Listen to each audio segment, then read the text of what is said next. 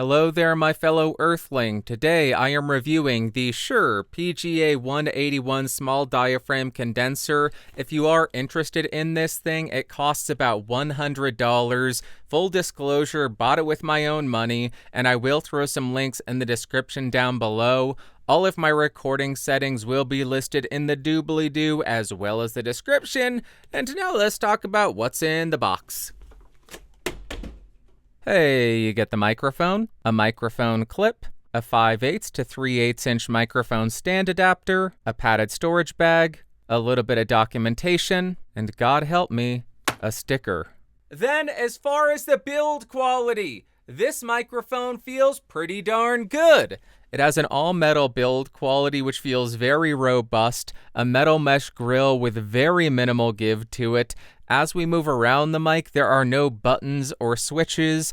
On the bottom, you will find the XLR port, and whether you care or not, this is made in China. I will not read the specs to you, but I will have them listed in the description and have the graphs that I could find up on screen in case you want to pause and take a closer look at anything. Now I am spinning around the 181 to 90 degrees to show you the off-axis coloration and rejection. Continuing around to 180, this is the rear of the capsule. Continuing around to the second side of the microphone, and then rotating and ending at the front of the mic. I am almost certain this is gonna suck, but let's go ahead and see how this thing handles plosive rejection.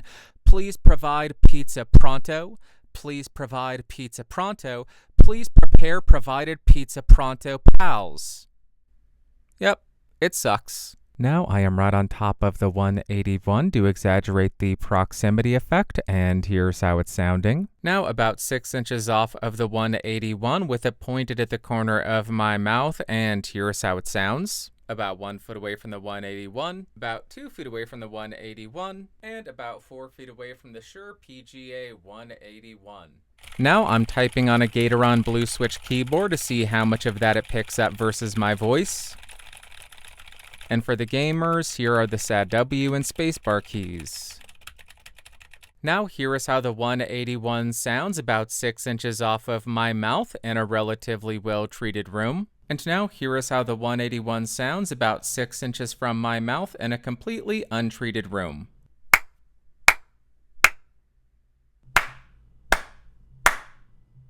Next, let's hear how the microphone and the mount reject shock. So I'll start by tapping on my desk. And then I will tap on the boom arm.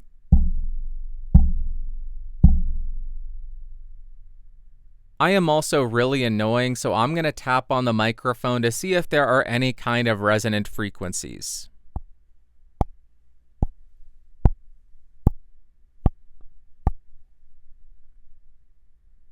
Hi there, friend. It's another day, and now we're going to do a whole bunch of spoken word comparisons. This is the Shure PGA181. Let's hear the first microphone. Alright, first up we have the Neewer NW700, 6 inches off, decreased my gain to 26 decibels. This microphone costs about $25. That's enough. Let's do more. Back on the PGA181, same distance running through the Universal Audio X8.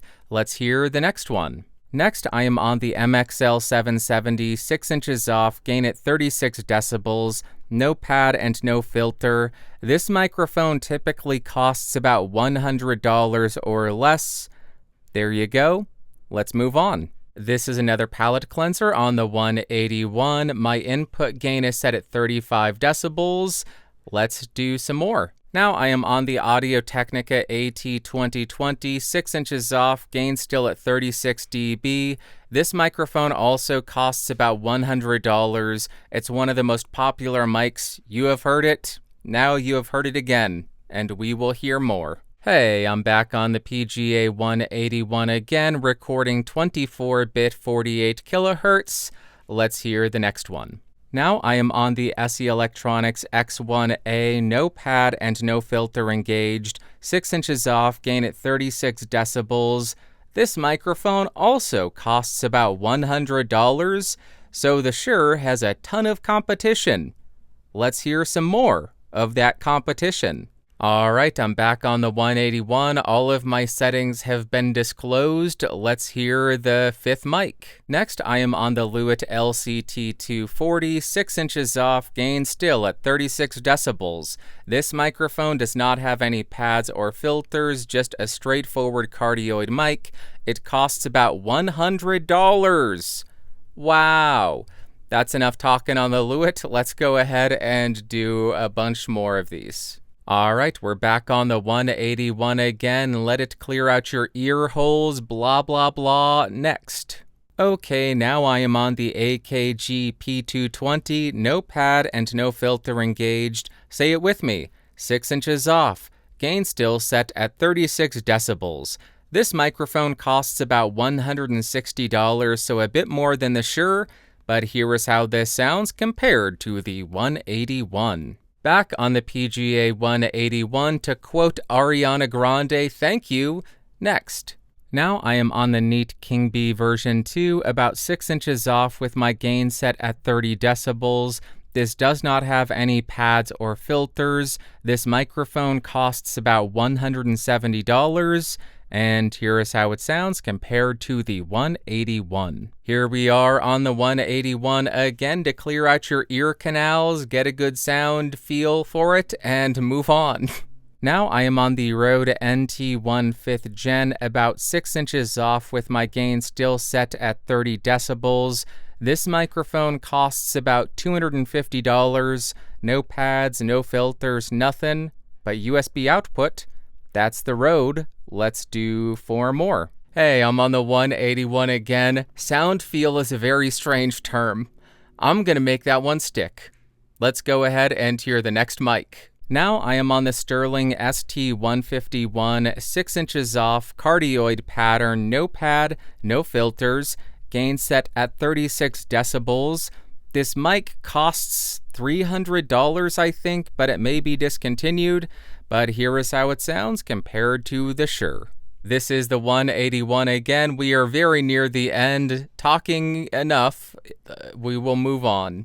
Now let me assure you I haven't completely lost my mind. We are just in the reference section. I am now on the Shure SM57, a handheld dynamic, 6 inches off, gain set at 55 decibels. This costs $100. Everybody has heard this mic a million times. Now you've heard it 1,000,001 times. Let's do 2 more. Alright, this is your penultimate palette cleanser on the Shure PGA181. Let's hear the second to last mic. Now onto the Earthworks SR117 handheld condenser, 6 inches off, gain at 45 decibels. This microphone has a very flat frequency response, so we should be able to really hear the character of the 181. This costs $200. Let's move on. And here is your final palette cleanser on the Shure PGA181. Let's jump to the last microphone right now. I am on the Neumann U87 Ai, cardioid pattern, no pad, no filters engaged. Gain is set at 30 decibels. This microphone costs $3,700, so it is a fair comparison. It costs 37 times more money, and that is fair. And we are gonna hear the music test now.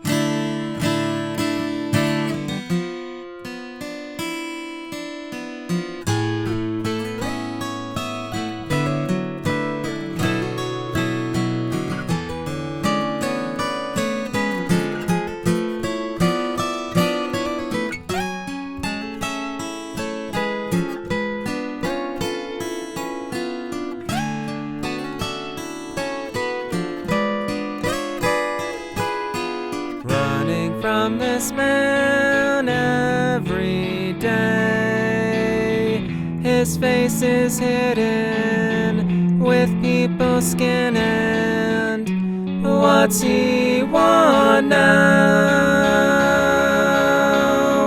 He's killing me now, and I'm dead.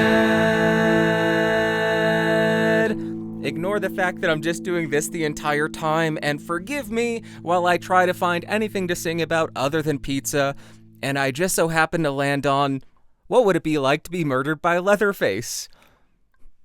I am fully aware I am a weirdo. I am so weird.